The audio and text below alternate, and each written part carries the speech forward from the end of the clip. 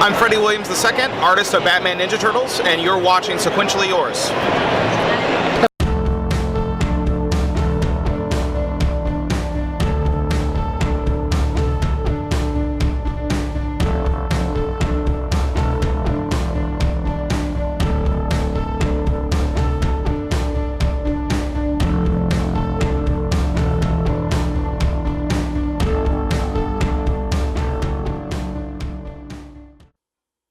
Hey, welcome to Sequentially Yours, Cinematically Ours. I'm Karu. And I'm Debbie. And we just got back from Valerian and the City of 1,000 Planets. Those of you who've been following me know that I was super excited about this, and it's good. It's not the best. I think that they could have made a better movie. But that being said, it's worth seeing. 100% Absolutely. worth seeing. So let's get that out of the way first. That yes, you should probably see this. It's worth your time. I highly recommend it in 3D. We did see it in 3D. Yeah. I am generally fairly cautious about 3D. A lot of movies, it's usually not worth the price, let's say. And it... Kid, down. Monkey, Down. Good. Thank you. Get in life. Yeah. It's generally, I'm hesitant to pay for 3D. But this time, the thing to say about this movie is it's a visual marvel. Absolutely. It's Luc Besson at his best. I commented to him, there's a, excuse me, there's a chase through a city that's probably a mile high, and it's weaving in and out of buildings, and Yeah. A city that is not actually there, should point this out, which is kind of cool. It's we'll get to that in a bit, but yeah, you were saying. I'm sorry. yeah, I didn't mean to interrupt. It's okay. It was very and I commented, I'm like, oh, I think this is what Besson wanted the taxi cab chase in Fifth Element to look like. Yeah. Which it's that taken up to about 20. Oh, absolutely. It's you can see so much of, Besson was very disappointed that Fifth Element essentially came out about 6 months before computer technology took this gigantic leap forward and was able to do the kind of stuff that he really wished that he could do in that. And there are critics who will say that his reliance on practical effects actually probably made the movie a little bit better. It's hard to tell.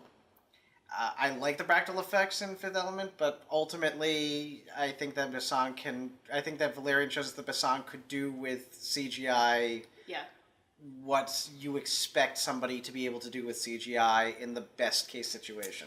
Yes, but excuse me. I would counter that a little bit because that's CGI now.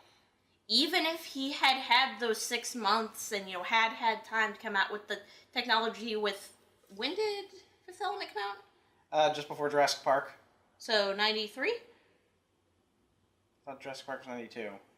Oh, it could be. It came out in the state. Okay, yeah. Anyway, but even if he had access to the visual effects then, I think he could have done well with them. But I think Fifth Element would have been a less good film. Yeah, would have than been, it came out. I could see the argument that would be poorer for having those. Yeah, I think what he was trying to do could not be fully realized. Even with another year at this time, now what we can do now. Yeah, you're right. This... Plava Laguna, for example, I think if she had been CG, probably would not have worked. No. That needed to be a performer, like physically there, because I think that the CG. I'm thinking of even what, the first X-Men movie, the CG in the first X-Men movie, or the Mummy. Yeah, at the end of the century. Yeah, that was several about a decade, years after that. About a decade and later, it yeah. still didn't look all that great. Fair. Okay, yeah, that's a good point. Yeah, that being said, though, the CG in here is fantastic in every sense of the word. Yes. The thing that I like about it is that everything looks almost unreal. It looks like it fits there. It all has weight. It all has a place where they are, but it is so fantastical. It is so amazingly done that it's hard for your brain to fully encapsulate that this is a thing that is here in this world, and yet it still fits. Yeah. And mind you, everything, to me at least, felt like it had weight. It felt like it was present on screen, and it didn't feel, a lot of times CGI has that sort of weightlessness, and you don't get a sense of it, and it felt real. In that sense, it felt very much real. Yeah. So, yeah, but it's, I love that, and I think, I want to say, it was either Doug or Rob Walker, said something along the lines of, don't show me something I've seen with CGI. Show me something I've never seen. And that's this. Yeah. The first part of the movie is just a parade of all of their cool creature designs. Yeah. And it's actually a really well done scene as well. The movie starts with David Bowie, which I think is a great way to start anything, including your day, a date. Yeah, just to start with David Bowie, and you can't go wrong. Of course, it was. The name of that song is Space Oddity. Oh, Space Odyssey. Okay. Oddity. Space Oddity? Yes, Space Oddity. Okay. I'm sorry, my rented lips. Space Oddity. Okay. But it's ground control to Major Tom, that. And it's setting up perfectly because I love how the progression in the very beginning, because it starts with in 1975. I'm not sure, was that the beginning of the International Space Station? I believe that was them starting to build the International Space Station. I could be wrong on, but it eventually is the International Space Station. Yeah, it used this. It started with actual footage. Excuse me, and it used, and it started with this one satellite basically, and then you get another group coming in and docking and adding, and another group docking and adding. And docking and adding, and docking and adding, and coming in and coming, do. And it just keeps growing and growing and growing and growing. And as this happens, you see humans first meeting with people from various other cultures and other countries. Yeah. Thank you. And you get probably, I don't know, maybe 8 or 10 different countries. I know I picked up on, I think, what was probably Egypt there, and South Africa. The one that was that was instantly recognizable was Japan. Yeah. And then it moved on from that to humans, and as they're giving you little cards down in the corner to say the years as they progress. And then it goes on to them meeting aliens and all these really interesting, unique alien species. Yeah, it's half Besson and half Mézeray there, because Mézeray has spent 50 years creating unique alien species, many of which are just straight out replicated in this film. And I have no doubt that he was instrumental in almost all of those designs, if not all of them. I'm quite certain of it. Yeah, I'm quite certain of it. And it was neat because it set up a very positive precedent. Because at the beginning of the movie, it's all about each time a new country, representatives, new countries, and then eventually new species. Each time they meet them with a handshake. Yeah. And it was very much, it was all about diplomacy. It was all about peace. And I loved that because it wasn't the humanity is going to build, is going to go and conquer. Yeah, and it's strange because in the comics, Point Central, which is what Alpha is, the translation, Point Central is created specifically by all of these races in sort of neutral territory. It's like Babylon 5 almost. But it's created in neutral territory by all of these races together in order to... And basically they just kind of... They make their own part and they attach it to the thing. Mm-hmm. Whereas this is very much a human creation. The movie version is very much a human creation. And it almost feels like this is what humanity has to offer the universe, is this place to meet and grow and exchange ideas. Mm-hmm. And, humanity is at the forefront of this unity. Yeah, and that does eventually it grows so big they have to... It was in Earth orbit. Excuse me. And it goes so large that they have to let it go because I think it was messing with Earth's gravity, or it was... Yeah, it was too big, it was starting to affect Earth's gravity, or would affect Earth's gravity pretty soon. And they wanted to be able to keep building it. Yeah. Yeah, so they unmoor it from Earth, they let it go, and it, it floats off into space. The main action of the film happens actually 400 years later, and this place is massive. Just the visual alone of them coming upon it and you seeing it for the first time is jaw-dropping. It's beautiful. Oh yeah, everything about this movie is beautiful. Yeah. Luc Besson, the man has my dream color palettes. Everything he does is in these bright blues and these exciting oranges, and even his blacks seem just to pop. Yeah. And I'd love to watch that. Yeah, this is so pretty. It's the opposite of Batman v Superman. Yeah. There's different colors on screen.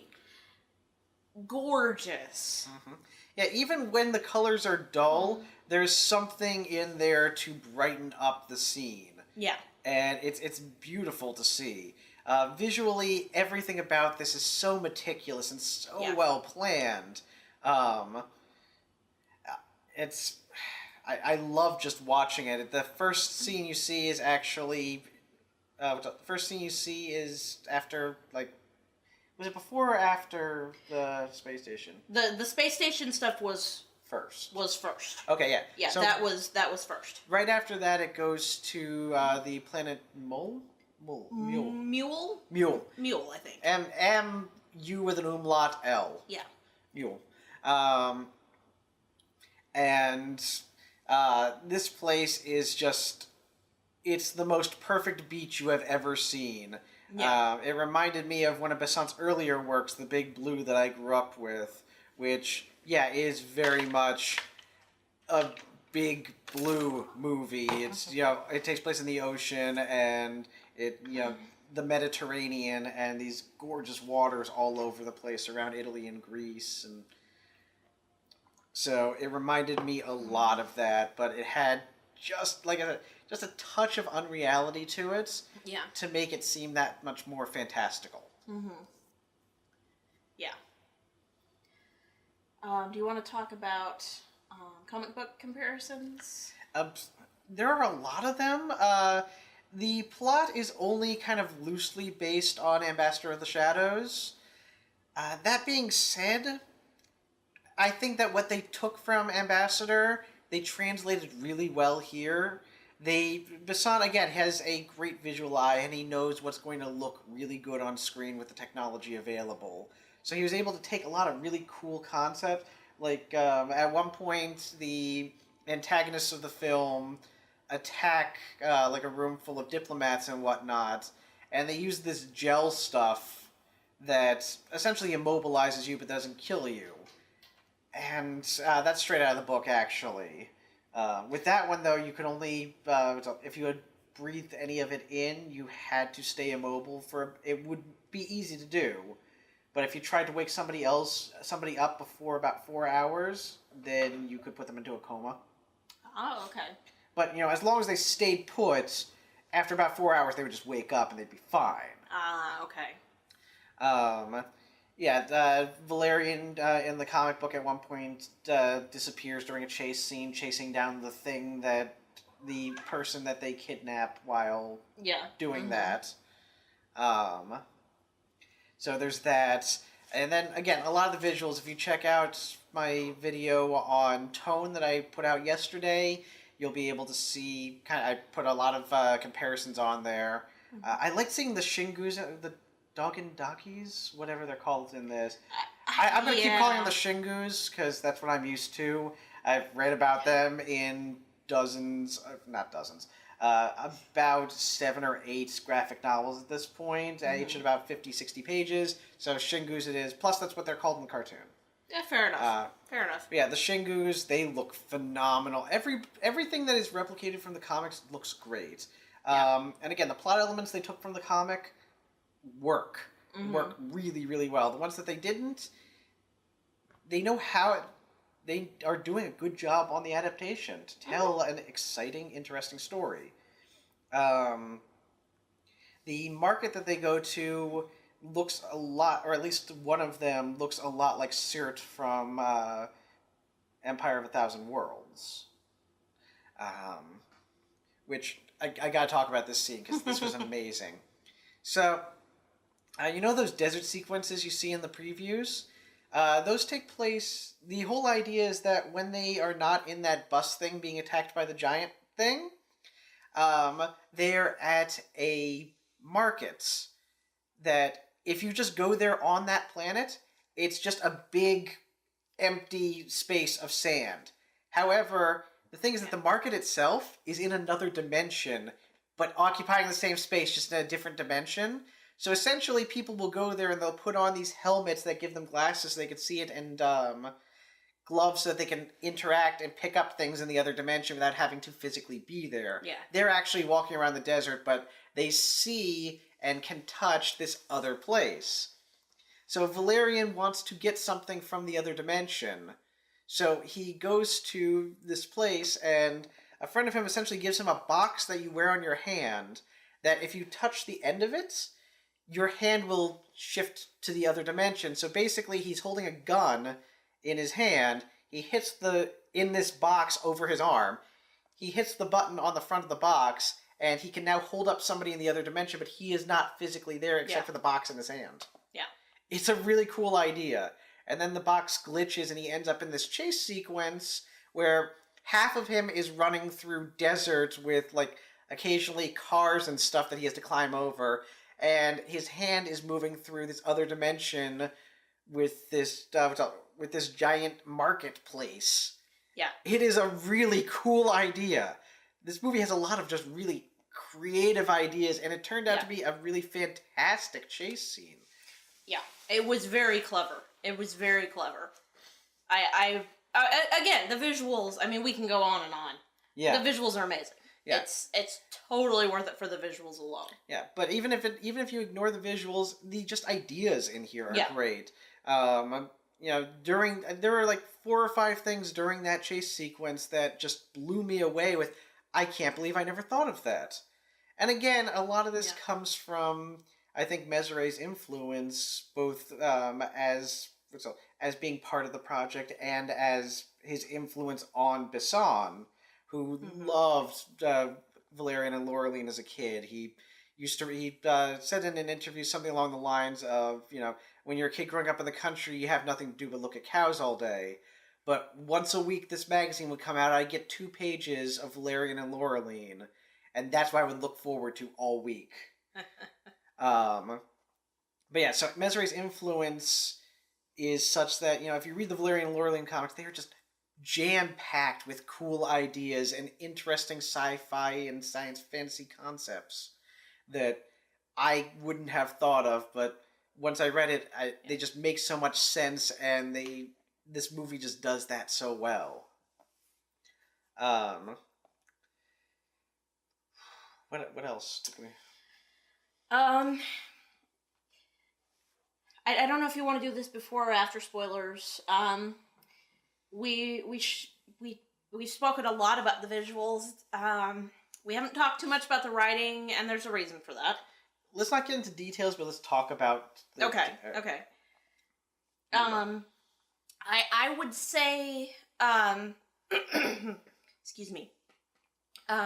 My impression, and I have not read any of the comics, but he has told me a lot about the comics and told me a lot of stories and, shared them with me because he's really enjoyed reading them.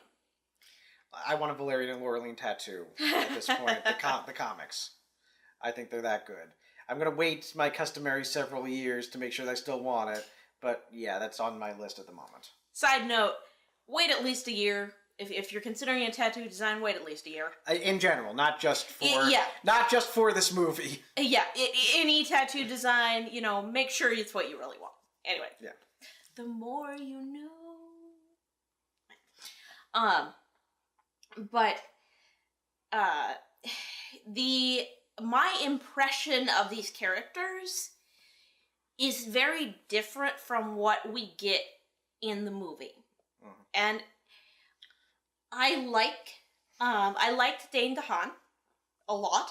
Oh yeah. And we've disagreed a bit about Cara Delevingne. That's it. About Cara Delevingne. But they're both good actors. I think any issues come from the directing and what they were asked to do. Valerian is very outgoing. He's very much fly by the seat of his pants. He's charming. He's a soldier, which is brought up multiple times, but at the same time, he's very kind of a renegade, and he does things his own way, all this kind of stuff. And Laureline... He's a soldier in the same way that Martin Riggs is a cop. Fair. They are dedicated to what they do, but they kind of do things their own way. They get it done. Yeah. And Laureline, by contrast, is very contained, very... restricted is the wrong word. I suppose contained is the best word. You do see different emotions from her. She does have a range of emotions, but they're fairly subtle. And I think it was played this way because they were trying to give Valerian a grounding element. Someone as his partner to kind of keep him from being too crazy, mm-hmm. which he could have. I could see that. I find it hard to tell the difference between Cara Delevingne being restrained and Cara Delevingne being bored. And sometimes her reactions read to me as bored.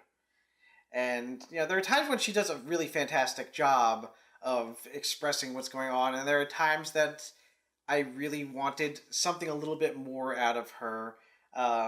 And I brought this up on the way out of the theater, and I'll say it here.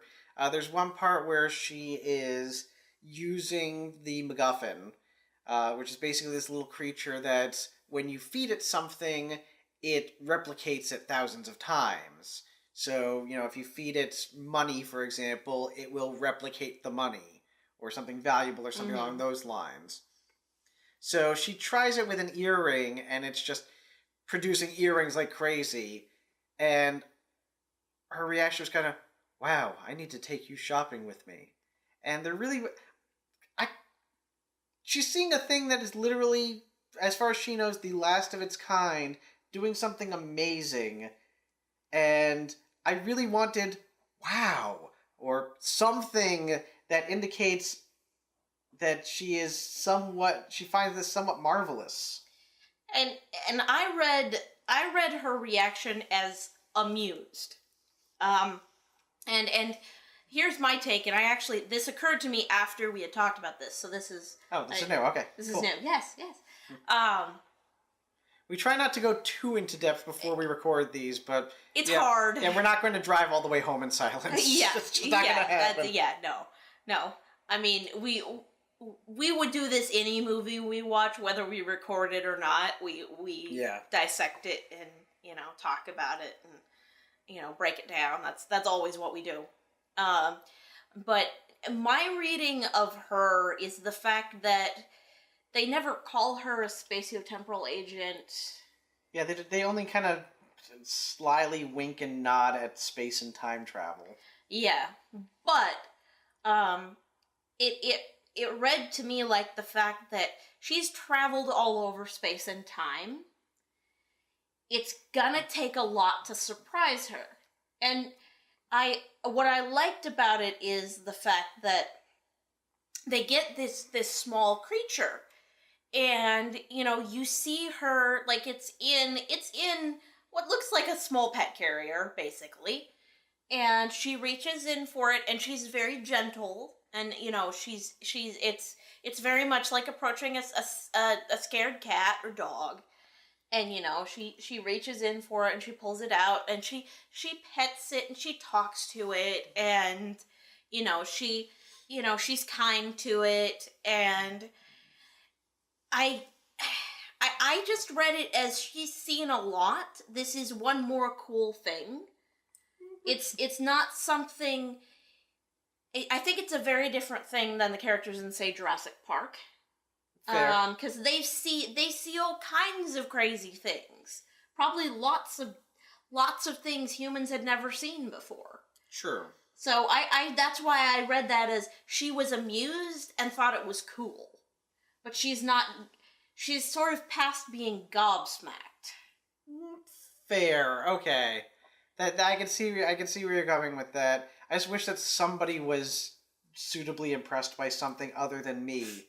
Somebody on screen was actually impressed by something that was happening on screen. Fair. Because everybody sort of took a lot of stuff in stride, her just more than anybody else. Fair. Part of what they did in this is they redid her backstory, which happens. I have no problem with that. Traditionally, Laureline is from the early 900s, and she saved Valerian's life, and for one reason or another had to be brought forward in time and became spatiotemporal agents. In this one, she is the academic to Valerian's out there wild man soldier. Maverick, yeah. Thank you. Yeah. She's the academic to his Maverick. They mentioned, an Ivy League education and stuff like that, which, okay, that's fine. Their relationship is still, I think, is really well portrayed. It's not the comic relationship, it's not the anime relationship, but it's still a good one in the sense that they seem to work well together. I believe that even when the two of them are fighting, that they are still the person that they most count on for one thing or another. Yeah. Oh, definitely. Definitely. They had really good chemistry. They did, yeah. And I particularly like when they do things simultaneously, and it's played very, very Naturally, yeah. It's just they just happen to move at the same time when they're not paying attention, and I love it. They're very much in sync. They've clearly worked together for at least 10 years. Yeah. I would guess. Probably more. Mm-hmm. And I was also going to say that I love the fact that she has complete and utter agency. Yeah. In this. She's a badass. I loved it. Mm-hmm. And she's not afraid to get her hands dirty. She is as capable as he is. He does rescue her once in the movie, but that was after she had rescued him twice. Yep. Which, awesome. Yeah, they sort of go back and forth on the rescuing, and I like that a lot, actually. It works. He rescued her twice as well. It's basically they just kept switching back and forth. Fair. That's I noticed it with the fishing and the butterfly thing and yeah, all that stuff. Yeah. But he already got her out of the slime stuff. Oh, that's okay. That's true. That's true. Yeah, basically, it was just they just keep trading off, and again, that really works for their dynamic. I buy it. I believe that these two are who they are, and that they've been working together, and that they like each other. Yeah. Even when they fight with each other. Especially when they fight with each other. This feels very much like. This feels like people who know each other inside and out fighting. Yeah. Particularly when we first meet them, they're on a beach. It's a simulation of a beach, but it's a beach. Yeah. And just kind of lying out by the water, and she walks up with a drink in her hand, and they're having this conversation and kind of fighting with each other physically, and not spilling the drink at all. Like, they know exactly how. And watching them move is just the shooting on it, the just camera work, plus the choreography on it. Yeah. Watching them move is very natural, but also very interesting visually, and I love seeing that. And I love that it keeps coming back to the drink and how nobody is spilling the drink. Yep. It's not commented on at all. It just is. No. It's she's trying. He's trying to talk to her, and she doesn't really want to talk about what they're talking about, and so they'll one of them will flip the other over and back and forth, and yeah, it's very fluid, feels very natural, and very ingrained. Yeah, and that's the thing, is that it's those natural moments like that, and some of the visual storytelling that happens in this that really just absolutely blows my mind. I love watching the scene on Mule because it's all done in another language, made-up language, but only a handful of lines are actually subtitled. The rest of it is just in tone and how these characters are moving and reacting to things happening around them. That just works really, really well. And that's why I get bothered by the fact that there's also several points in the movie that it just drops into exposition. Yeah. Like, straight out, at one point, Valerian and Lorelei are talking about Valerian's sex life, and I'm like, why is this conversation even happening? Yeah. This is Tommy Wiseau levels of dialogue writing. How's your sex life kind of stuff? I'm not kidding. I don't think it was that bad. No, it's not, but literally, it's... Lorelei is saying that he's unreliable, and then he says how many years he's been in the service? Why? How are those related? It was clunky. Let's just say it was clunky. But before we go into that, the scene on Mule, was amazing. Oh, beautiful. Both physically, just in the sense of visually beautiful, well told. Yeah. It set up the story. It made us feel for a character in a very, very short period of time. Yeah. It did some really cool stuff, again, visually. Like, this character wakes up, and she immediately goes over and basically washes her face with these pearls. Mm-hmm. And they fall over her like water, and it's just so cool. Yeah. You get to know this character with basically no dialogue. She has one subtitled line. Fair enough. And it's her walking around like, Dad, looking for her father. Right. That's it. And that scene is maybe 5 minutes long. This is very, very, very quick. But you get everything you need to know about this character in this space of time, so you really come to care about her a lot. Yeah, one of the things that I absolutely love is she walks down to the beach, and there are a bunch of people fishing for these pearls just in the water. And she says hello to a bunch of them, and they say hello back. And then one of them, who very clearly likes her, he says hello afterward, and she smiles and she says hello back, and there's this connection between the two of them. And you never see that character again. You never see that fisherman character again. He presumably dies. Yeah. And it doesn't matter, though, because his purpose was to to humanize her, for lack of a better term. Yeah. And it worked. It worked really well. And these are the creatures. The people. Yeah. The people you see in the trailer on that too perfect beach, and they look a little bit they're shimmery and kind of a little bit transparent. That's those people. Yeah, they're called the Pearls in this. Yeah, yeah. That's who that is. Yeah, this scene is lovely. Yeah. But it's somewhat detracted from because it goes from this wonderfully characterized, next to no dialogue scene, straight into a scene with Valerian and Laureline where they drop several minutes of straight exposition on you. Yeah. Like, they first arrive on Alpha, and the computer starts telling them about Alpha. Like, and the first line of it makes sense. It's grown 7% since the last time you were here, or in the last year. I'm like, right. Cool, that's something that they might need to know. And then it starts describing Alpha. Like, this segment has these kinds of people, and this segment has these kinds of people, and, it uses cardinal directions a lot in this, north, south, east, and west, which makes no sense on a space station. Yeah. It doesn't have a magnetic pole. Which way is north? Kid. Hang on. Kid. Down. Down. Thank you. Down. Down. He's trying to knock stuff off the walls. Alright. Yeah, like I said, what is north? What does north even mean in space?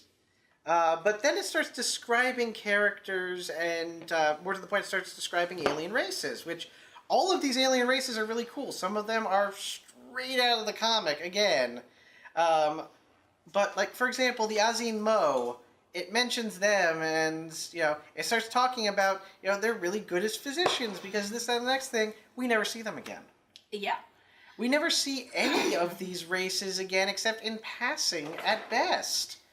Like, why did we need to know this much detail on them I know why, it's because they wanted to show them off. Yeah. Which, great, but, if you're going to tell us about the Azin Mo and what great physicians they are, you'd better need a doctor later in the film.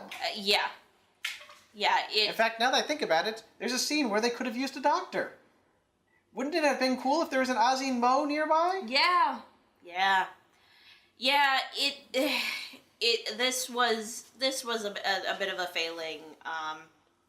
The fact that, they show you all this stuff, but it's purely being told this. They're telling us this, the audience. It's there for us. It's not there for anybody else. It's not there. Valerian and Laureline don't need this information. Yeah. See, if Laureline were from the early 900s, then they could have explained it to her. If this was her first time going to Alpha, sure. They could have just made it their first time going to Alpha. Fair. Like their jobs as spatio-temporal agents have taken them all over the galaxy, but Alpha's new. Fair. Let her be the audience surrogate. Fair. Yeah, it could have definitely been better handled. Yeah, but that being said, though, if you're willing to look past that and look past these sort of very Earth-centric dialogue, I mentioned they use cardinal directions for reasons. They use at one point the not the president, but like the minister. I think. Yeah. The minister, basically the big government guy. Yeah. He mentions international problems, and I'm like, what is a nation when Earth is a singular unit? What does nation even mean? Interstellar problems would make sense from different stars. But international? It seems like a weird relic, like linguistic relic from 400 years previous. Unless the only thing that might make sense is if each of those sections of Alpha was considered its own nation. Which it has enough in there to suggest that. So I could buy that. I think that was the kid. I think that's what they were going for. I think. Yeah. Yeah, I think that might have been it, but it's still it's very, like I said, very Earth focused language. Yeah. And considering what a visually inventive movie it was, I wish it was just as linguistically inventive. Fair. Yeah. It is. It was awkward at the least. Yeah. But it could have been worse, though, and again, it's something that I can overlook. Yeah. Because I still enjoyed the character, I still enjoyed the story overall. Yeah. The basic story is essentially there seems to be some sort of radiation or something in the middle of Alpha that is growing, and they don't know what it is or why. And when they attempted to send people to look into it, nobody comes back alive. Kids, cut it out, will you, please? Sammy. Chill, guys. Chill. Sorry. Welcome to our house. Yeah. Nobody comes back alive, so they have no idea what's going on. Valerian, what's going on? I think the Battery low. Sorry about that. Battery. All right, where were we? Crap. What were we talking about? Oh, we were explaining the plot. Oh, yeah. So Valerian and Laureline have to figure out what this radiation is and who is doing this, and essentially stop these terrorists before Alpha gets destroyed. They only have a certain amount of time to do it in. And on top of that, they also have to get this MacGuffin, the mule converter, basically this little animal thing, and protect it and the commander of Alpha. So these are the things that they have to do while they are there. Unsurprisingly, all is not as it seems. Yes, it's actually a pretty well put together plot. Yeah. We'll try not to spoil it, but we'll mention bits and pieces in the spoiler section. In fact, do we want to just move to the spoiler section? I think so. I think we're... Okay, do your thing before I put in the card. Spoilers!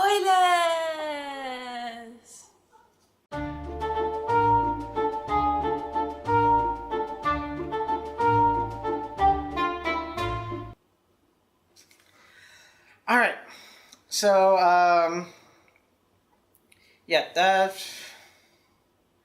kind of the biggest spoiler of them all is that a lot of things just happen because they happen.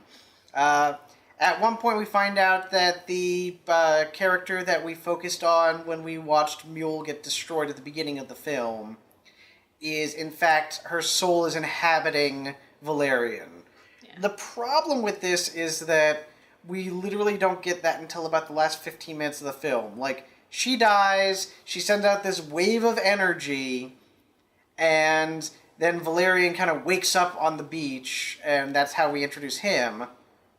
And then we don't hear about it until toward the very end, where he's talking to Laureline saying that he knows where he's going because he thinks that this person that he dreamed of is in fact inside of him. I'm like, when did that happen?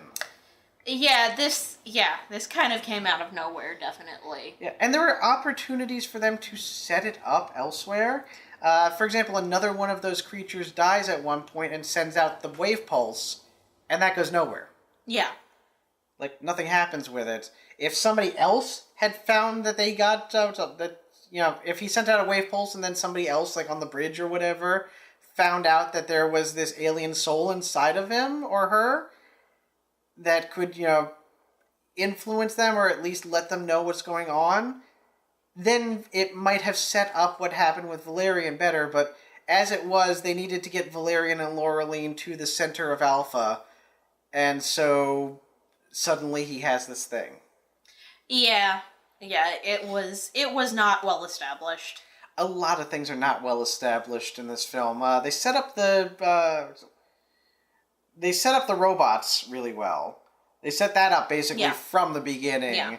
Yeah. There's evil androids in here at one point. They don't even make it. They don't even make an attempt to hide it. It's hardly even a spoiler. You know what's going to happen here, but at the very least, the setup is there. Yeah, they looked. I mean, they looked like They reminded me of that one character from Star Wars, which, I have seen Star Wars, but I'm not super familiar. It's the character that has the black hood, they all in black and black hood, and like has like almost like Data's red thing across the eyes. Am I thinking of it right?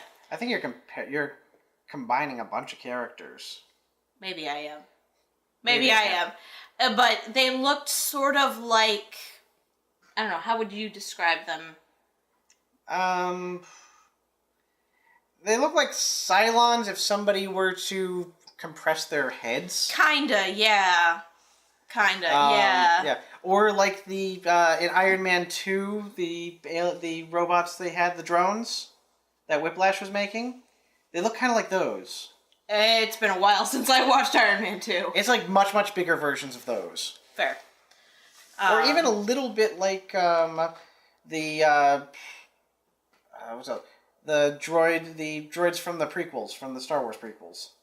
Yeah, I can see that. Yeah, kind of. Yeah, they move kind of like them, only in a less stupid way. Yes. But yeah, they're all black, and they have their helmet kind of narrows to a point in front of their face that's probably that wide, and then there's lights on it. Yeah. And it registers. There's about 3 lights. There are 4 lights.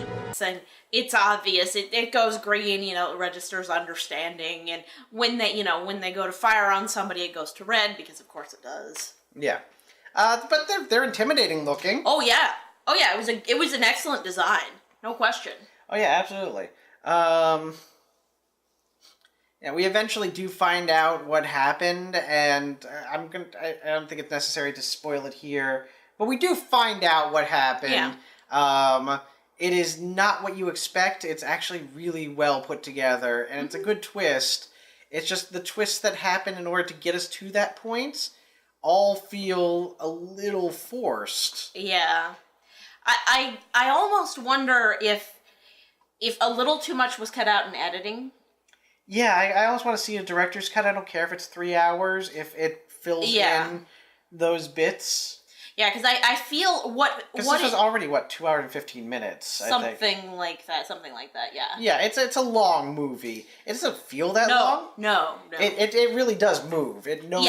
Yeah. It knows how to move, but yeah, you won't feel like you're there for 2 hours and 15 minutes. It's not it's not a long sit. But yeah, it definitely felt to me like there were pieces, some important pieces cut out here and there that would have made it a far more cohesive story. Yeah. So definitely, I think some different editing decisions would have made this movie, would have really improved this movie a lot. I agree, yeah. So I know that Mesre was involved in this. I'm wondering if there's a reason why Pierre Christian wasn't. That could be. Because it would have been nice to have him on the story. I think that would have helped. That would have helped kind of make it a little bit more cohesive. Because for all of the experimentation that goes on in Valerian and Laureline, the stories are all very well conceived and plotted and paced, and they all kind of work very, very well together. So I'm wondering, if Christian had been involved, maybe that would have also contributed to this. Maybe, yeah. Again, it's more like it was well written and edited, and some chunks were removed. Yeah. It does not feel like it was slapped together. Let me say that. Yes, definitely. And it definitely has labor of love written all over it. Yes, absolutely yes. I mean, the Valerian and Laureline, or I should say Dane DeHaan and Cara Delvany, thank you, are having the time. I'm going to be really embarrassed if if I've gotten that wrong. We apologize if we've mispronounced your name. Like she'll probably ever watch this video. Yeah. But they are clearly both having the time of their lives making this movie. Yeah. Oh, absolutely. They are so excited to be, and it comes through on screen. Yeah. I really do love seeing them doing these things and being Yeah. involved in these things. Dahan especially, he plays Valerian as so charming and so so action oriented, and this is a guy who was born to be an action hero, not Dane DeHaan. I mean Valerian, Yeah. but DeHaan plays him that way, and I gotta give him credit for that. It was really great to see online. It's the Valerian I would have liked to see. I really enjoyed seeing. It's not the Laureline I necessarily wanted to see, but again, I can see the argument for it being a more subtle performance, and it's just not what I personally want. But Fair. they're not making a movie for me. Fair. They're making a movie for a lot of people that are like me in various ways. Fair. And it as as it's been said, I think Movies with Mikey commented on just how French Fifth Element is, and this does feel very, very French. Oh yeah. Except in one very strange way. And you can stop me. I feel like we are in the spoiler section, so this is a somewhat secondary thing. Yeah. But a major chunk of the interactions between Valerian and Laureline is about their relationship. And it very much comes off. They've clearly been partners for a long time, and they've been intimate, clearly. But it's about they make it about his commitment issues, and he wants to marry her, but she's not sure like he fully trusts her and all this stuff. And my impression of the comics is that Valerian and Laureline are very, they're very French. They're partners in every sense of the word, including romantic, but they're not exclusive. Yeah. I've never gotten the impression that they were exclusive, and they quite frequently flirt with other people, and it implies that they might be doing things with other people. Yeah. But they are clearly together. Yeah. And they make no bones, especially in the later books, they make no bones about the fact that the two of them are absolutely in love with each other. Yeah. And I would have liked to have seen that, because that is very French, and this felt very much like an Americanization of their relationship. Yeah.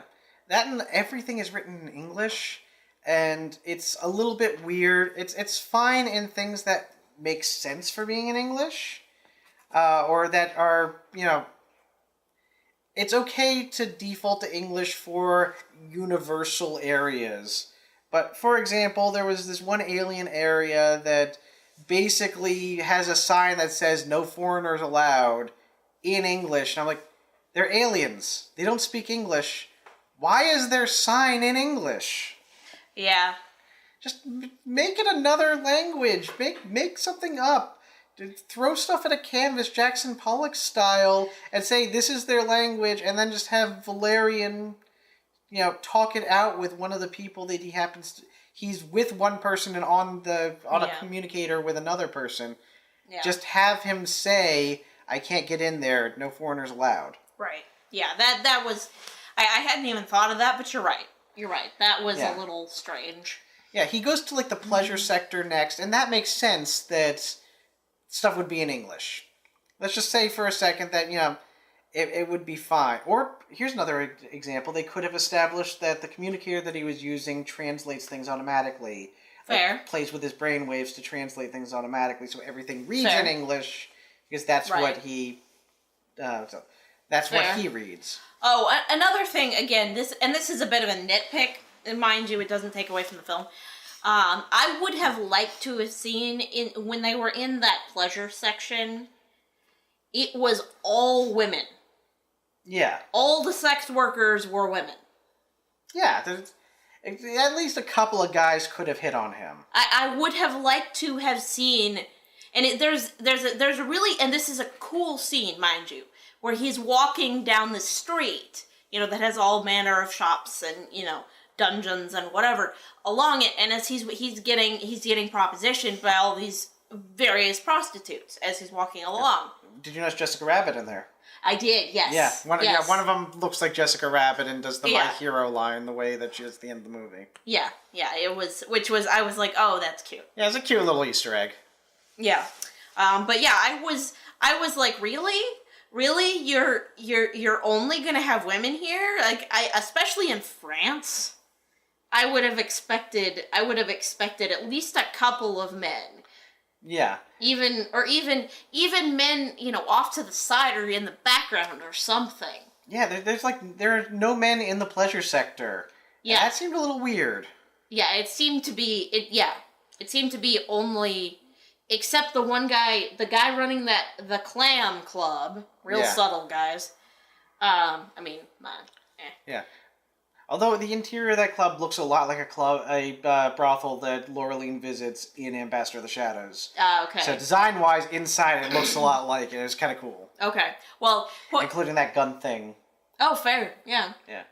Point being the fact that the owner of that brothel and the guy he kicks out right before he lets Valerian in are the only two men I think you see in that sector the entire time. Yeah, and it's a brothel that's empty. It's a single serving brothel. Yeah, it was. They could have used some extras in this scene. Yeah, that was really very strange. Yeah. That being said, though, it was a fun watch. It was fun watching Valerian trying to turn down these propositions. One of my favorites being this woman asks him if he wants to fly, and she has a peacock feather behind her. And his response is, "I'm allergic to feathers." It's a cute little throwaway thing as he's like, he looks surprised and wide-eyed. Yeah. He can do it. Why can't she? Why can't Laureline? He looks surprised and wide-eyed by prostitutes. I mean, surely he has encountered prostitutes before. I don't know. I think maybe he has not encountered such a wide variety of them. Yes, in one place. Yeah, that would be my guess. I guess yeah. One of the other ones, she's coming on to him in French. I don't speak French. Yeah. It was a nice little. He was being very diplomatic and trying not to be rude to any of them. Yeah. That's one thing, again, I like about Valerian as a character, is that he's a genuinely nice person. He's not a jerk kind of to anyone, if he can avoid it. He likes to solve his problems peacefully whenever possible, but he loves adventure. That's really about it. Mm-hmm. So, yeah, it was nice to see, again, he's trying to be polite to all of these sex workers, but he also has a job to do. Yeah. Yeah, it was a very nice scene that, again, largely visually. Yeah. Played largely visually, which I liked. Yeah. That's also where we meet Rihanna's character. And she is fantastic. Yes. She does a great job, and she and Dane DeHaan have really great chemistry. Yeah. And she and Cara Delevingne actually have really great chemistry for the brief periods that they're together. Yeah. Oh, yeah. That was great. You get a lot of characterization of her from not a lot of. You don't get a ton of information from her. Yeah. But you get just enough that tells you a lot. There's a lot that comes across without being said about her. Yeah. And I really liked that. Exactly. We're in the spoiler section, so I'm going to be talking about something here. I'm going to give you a timestamp here to skip ahead, but I just got to make this weird comparison. So here's the timestamp. Okay, so Luc Besson has a thing about killing blue performers. Rihanna's character, turns out that her natural form is this blue shapeshifter thing. And it's a really cool looking design, like all of the designs in this. Kind of a, sort of a humanoid octopus kind of hybrid? Sort of, yeah. And there's this great scene where in order for Valerian to sneak into someplace, she basically wraps herself around him and takes on a different form. And she is his disguise. It's a really cool idea. Yeah. I love it.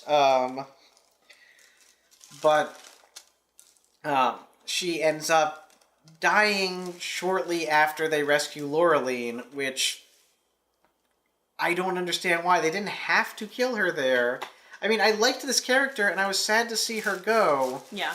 But there was no reason to kill her there, and that's what I was saying earlier, that, you know, they set up that there's these super awesome physicians on Alpha. Yeah.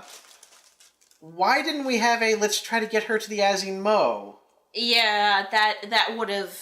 Yeah, they could have taken her out of the story for a little bit, and then had her save the day later with her shape-shifting abilities after she has been fixed. And probably could have sent her with the pearls, actually, at the end, come to think of it. Absolutely, to help them establish diplomatic relations with other races or something. Yeah. It would have been a cool thing. Yeah. Or, hell, even give her the princess's soul. Fair. She could have taken on that form. Fair, yeah. You know, there are things that they could have done with this character, and instead, Luc Besson just killed her. Yeah. And, you know, she turned into dust, and that was it. And, you know, she mentioned something at the end that it took me a second to realize that she was quoting Shakespeare. Mm-hmm. Because she's like, you know, I leave to you my kingdom. And I'm like, what kingdom? Are you a princess too? Is that... And then I'm like, oh no, she mentioned earlier that she knows that she's memorized Shakespeare, so she was quoting Shakespeare. Yeah, yeah. No, I did pick up on that, but it was quick, so it would have been easy. It would have been easy to miss. Yeah. But at one point she's involved in a fight sequence, and it's really cool how they use her shape-shifting abilities to contribute to this fight. Mm-hmm. And then, suddenly when it's all done, it's, oh, I must have gotten injured. Yeah. And again, it's just more of that, the story, just things happen in the story with no rhyme or reason. Well, I will say, I mean, they did show, because at the very end of this fight, they're in the palace, or this courtyard of this very hostile race. The race that says no foreigners allowed. And as they're getting out, they go running, there's this whole cadre of soldiers from this race coming towards them, and they run and they jump down, basically down a grate, basically. Well, when they show the last shot as they jump, she is still like, and the onrushing soldiers, Bubble, that's the character's name is Bubble. She is like, they seem to kind of hit her before she fell. Yeah. So it seemed to be that I think that's where she was supposed to have gotten injured. There was no reason for her to be injured. Agreed. There's certainly no reason for her to die. It's just, I would have liked, maybe Rihanna only had so much time.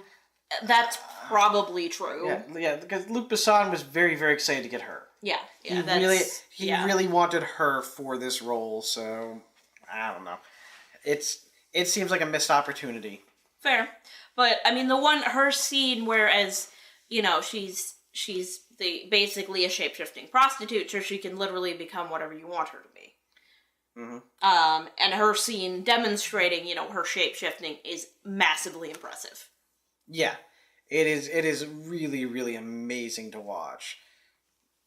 I'm trying to think if there's anything else I really want to cover about this. Clive Owen's in it. Yeah. Which I'm a fan of his, and I was excited to see him, because we haven't seen him in anything in a while. He's not in very much of the movie. He's the one that gets kidnapped for reasons. Yeah. And he plays a good character. I like his character. He plays a good, he's the villain. He is the surprise villain, and he plays a good villain. It's, you know, it's nothing huge. It's not groundbreaking. Yeah. This is not Loki, but no. It's fine. Yeah. He serves his purpose really well. He's sufficiently threatening. Yeah. and he brings home several of the themes of it, because essentially what's happening throughout it is we are watching Valerian, who is continually described as he's a soldier. I'm a soldier. This is what soldiers do. And that's also how this character describes himself. And he essentially presents him as the dark reflection of what Valerian could become if he's not careful. And if he doesn't, kind of adjust the way that he approaches the world. It's thematically, it works really well, and he is the payoff to a lot of it. It's very, very subtle, and I'm sure that if I watched it again, I would be able to catch even more of it, but that's just on this first run. Yeah. A lot of it is about choosing to be vulnerable rather than trying to hide your faults. Yeah.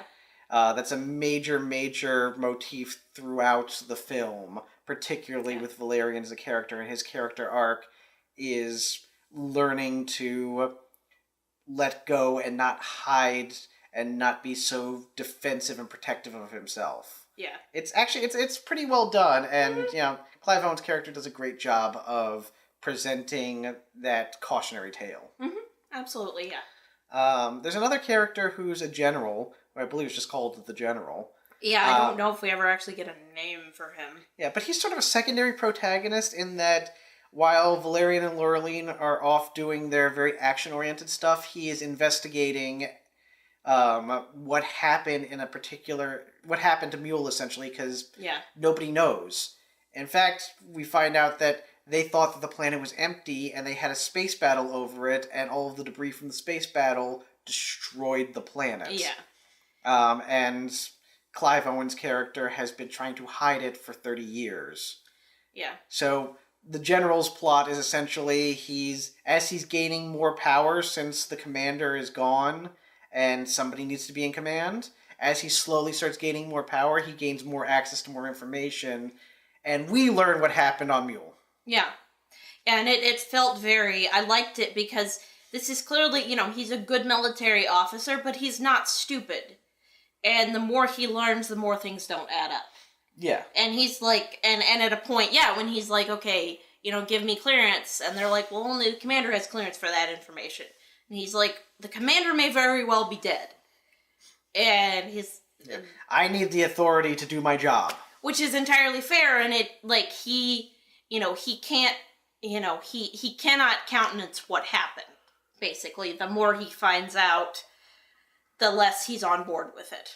Yeah, and by the end, they do a good job of making it seem like he's ready to just obey the chain of command and do what he's supposed to do. And in reality, he hasn't given up on any of this. He's just giving the commander an opportunity to basically, he's handing him rope to hang himself with. Yeah, quite literally. Yeah, it's really well put together and well acted, and I liked this character a lot. Yeah, I wish he had a name.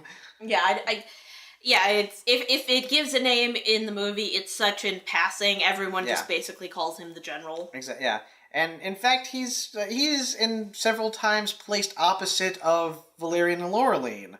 Because again, he has his job to do, and part of his job is not letting a couple of agents run rampant around Alpha. Yeah. He needs to make sure that they're doing what they should be doing. So, yeah, I can understand where he's coming from. On the other hand, when it comes down to it, he trusts them, and he knows that they're good agents, and, when the time comes, he's ready to, support them.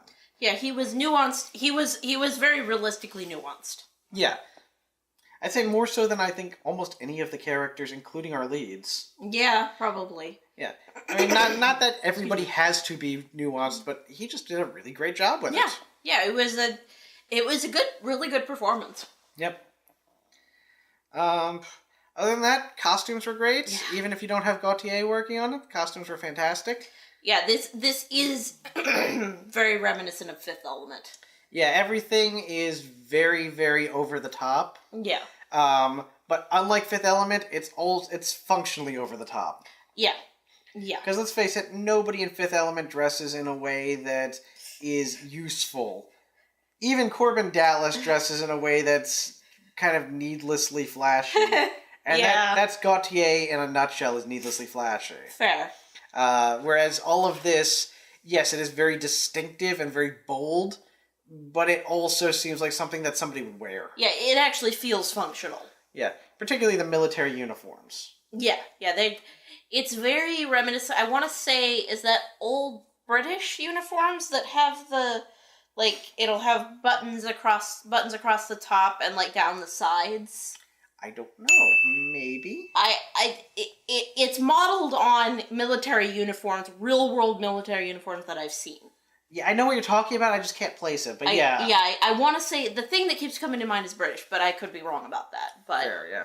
But yeah, again, the stuff they wear feels very real. I really like in the beginning of the film, their first mission, they go to that market and they come off and they're in very casual clothes, and their support team are like, "You sure you dressed appropriately?" They're like, "We're supposed to blend in with tourists."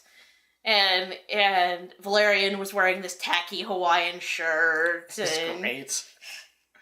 And Laureline's wearing this kind of summer dress, and it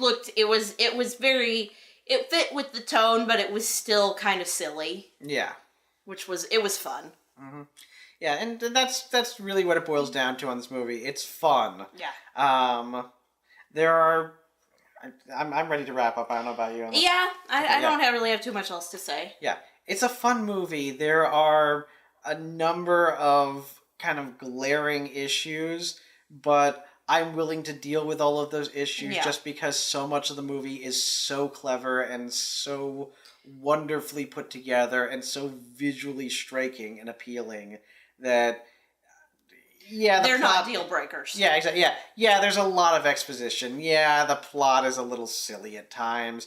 Yeah, they forgot to set up a bunch of stuff, but you know what? Yeah. I want to see Valerian jumping around and shooting robots. Yeah.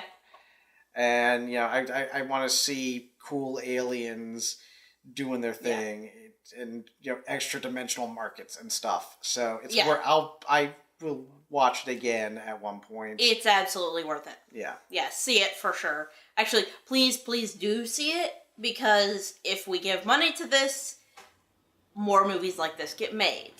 Yeah. This is, if you have ever said all they ever make is remakes these days, it's all remakes and sequels. This is neither a remake nor a sequel. Yeah. See it. Yeah, please. Don't do to this what you did to The Nice Guys. Yeah, please. Yeah. Go see it. I want a sequel of this, but even if we don't get that, convince studios that giving visionaries like Besson money to make their passion projects is a good thing. Yes, please. Yeah, please go see this movie. Yeah. You won't be disappointed. Yeah. All right. So after that begging, I hope that you will immediately go and see this movie. I've been Karu. And I'm Debbie. Take care.